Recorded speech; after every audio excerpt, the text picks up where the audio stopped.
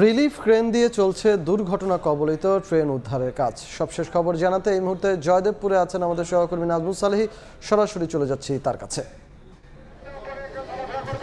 ঘণ্টাখানেক আগে উদ্ধারকারী ক্রেন দিয়ে এই ট্রেন দুটোকে আসলে টেনে তোলার লাইন থেকে একটি চেষ্টা করা হচ্ছে। আপনি জানেন যে বাংলাদেশ রেলওয়েতে মোট 6টি উদ্ধারকারী ক্রেন রয়েছে। 3000 কিলোমিটার রেলপথে মাত্র 6টি উদ্ধারকারী ক্রেন। এটি রেলবিদ যারা রয়েছেন, যারা রেল নিয়ে কাজ করেন, তারা বলছেন এটার সংখ্যা খুবই অপ্রতুল। এই ক্রেনের সংখ্যা কম থাকার কারণেই কিন্তু এই ধরনের দুর্ঘটনা কবলিত যখন হয় তখন কিন্তু আসলে সময় মতো ক্রেনগুলো এসে উদ্ধার কাজ শুরু করতে পারে না, যে কারণে উদ্ধার কাজ শুরু করতেও কিন্তু এক ধরনের অনেক সময় লেগে যায়। এবং আজকে যে এই দুজন পয়েন্টসম্যানকে ঘটনায় বরখাস্ত করা হয়েছে, সেই দুজন পয়েন্টসম্যান কিন্তু হচ্ছে রেলের অস্থায়ী ভিত্তিতে ছিল, অর্থাৎ তারা কিন্তু আসলে রেলের স্থায়ী কোনো কর্মী না। তারা হচ্ছে যে রেলের আউটসোর্সিংয়ের মাধ্যমে এক প্রকার তাদেরকে কোনো ট্রেনিং ছাড়াই এরকম স্পর্শকাতর গুরুত্বপূর্ণ কাজ, অর্থাৎ যে লাইনের পয়েন্ট তৈরি করার কাজ আসলে তাদেরকে দেওয়া হয়েছে, যেটি আসলে অনেকে প্রশ্ন তুলছেন। এবং সামান্য জ্ঞান থাকলে আসলে বোঝা যায় যে প্রপার ট্রেনিং ছাড়া এই ধরনের স্পর্শকাতর কাজ করতে দেওয়া উচিত না। এরপরেও কিন্তু আসলে সেটাই হচ্ছে। রেল এরকম 8500 অস্থায়ী গেটকিপার এবং বিভিন্ন কাজ পয়েন্টসম্যান খালাসি মিলে রয়েছে, যারা আসলে রেলের গুরুত্বপূর্ণ কাজগুলো করে থাকেন। অনেক সময় কিন্তু এই ধরনের দুর্ঘটনা কিন্তু ঘটছে, এবং দুর্ঘটনা যে ঘটছে আমরা আজকে যে জায়গাটিতে দেখছি এটি আসলে না, এরকম সিগন্যাল জনিত কারণ, রেল লাইন ঝুঁকিপূর্ণ, মেয়াদ উত্তীর্ণ ইঞ্জিন ইত্যাদি কারণে রেলের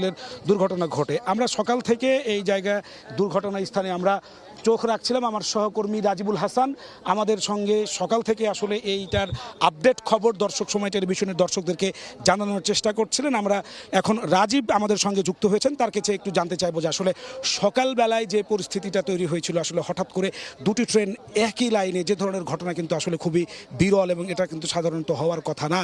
এবং এই ধরনের দুর্ঘটনা যখন ঘটে তখন আসলে সিগন্যাল জনিত কারণ। প্রাথমিক অবস্থায় যখন আপনি ছুটে আসলেন সংবাদ সংগ্রহে, তখন এসে আসলে পরিস্থিতিটা কি দেখেছেন, কি অবস্থা ছিল আসলে? এমনিতে আজকে জানেন যে ছুটির দিন, আশপাশে লোকজন খুব কম এবং ট্রেনে তো যাত্রী ছিলই না, যেটি এর আগে বহুবার বলেছেন আপনি। আমি যখন প্রথম এসেছি, অর্থাৎ দুর্ঘটনা ঘটেছে আমরা যে তথ্য মতে প্রায় 10টা 35 মিনিটের হয়তো কিছুক্ষণ পর আমি এই দুর্ঘটনাস্থলে এসেছি 11টা 2 মিনিটে, এবং আমরা সরাসরি সম্প্রচারে গিয়েছি 11টা 5 কিংবা 6-এর দিকে।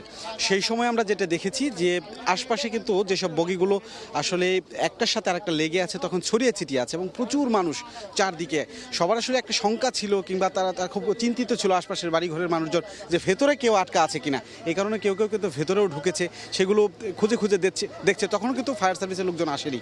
আমি যখন এসেছি তখন দেখেছি যে ভেতরে ঢুকে বিভিন্ন জায়গায় খোঁজাখুঁজি করছে।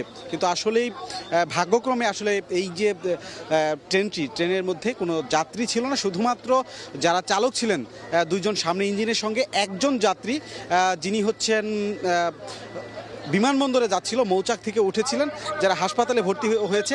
আমরা এর আগেও জানিয়েছিলাম, তাদের সঙ্গে আমরা সরাসরি কথা বলেছি যে যখন এই ট্রেনটি জয়দেবপুর জংশন পার হচ্ছিল তখন কিন্তু সিগন্যাল নিয়ে এই লাইনটিতে ঢুকেছে।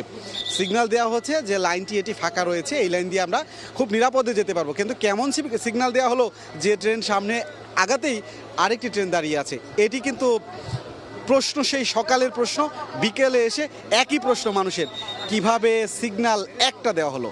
রাজীব, আসলে এই যে সিগন্যাল, এটা হচ্ছে দেখেন যে বাংলাদেশ রেলে মোট হচ্ছে 3 ধরনের সিগন্যাল সিস্টেম রয়েছে। এটা CBI computer base interlocking system, আর একটা হচ্ছে নন কম্পিউটার বেজ বা হচ্ছে নন ইন্টারলক সিগন্যাল, আর একটা হচ্ছে যে সিমোফোর কালার লাইটিং, যেটা হচ্ছে হাত দিয়ে ঘুরে ঘুরে ম্যানুয়াল সিস্টেম করা হয়।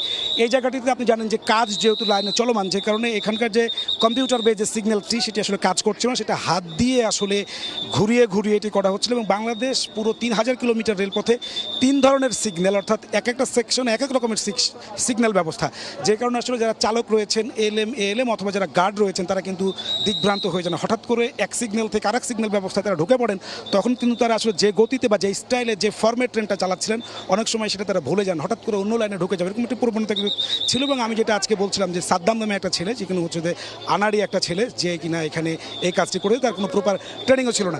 আহতদের কী অবস্থা আসলে? হাসপাতালে আহতদেরকে আপনি সেখানেও খোঁজ খবর রেখেছেন, আহতরা এখন কেমন আছে বা হাসপাতালের সর্বশেষ তথ্য কী? আহতদের সঙ্গে আমরা কথা বলেছি। সেখানে এই যে ট্রেনটি, সেই ট্রেনের ড্রাইভার, সহকারী ড্রাইভার এবং একজন যাত্রী, অর্থাৎ 3 জনকে আমরা পেয়েছি। তাদের মধ্যে ড্রাইভার তিনি গুরুতর অসুস্থ, মাথার তে সেলাই লেগেছে 8 থেকে 9টা, এবং তার অবস্থা কিন্তু সংকটাপন্নই বলা চলে। ডাক্তারের সঙ্গেও কথা বলেছি আমরা, এবং তিনি কথা বলতে পারেননি আমাদের সামনে, কিন্তু তার সঙ্গে থাকা আরেকজনের সঙ্গে আমরা কথা বলেছি, সহকারী ড্রাইভার যারা তাদের সঙ্গে কথা বলেছি।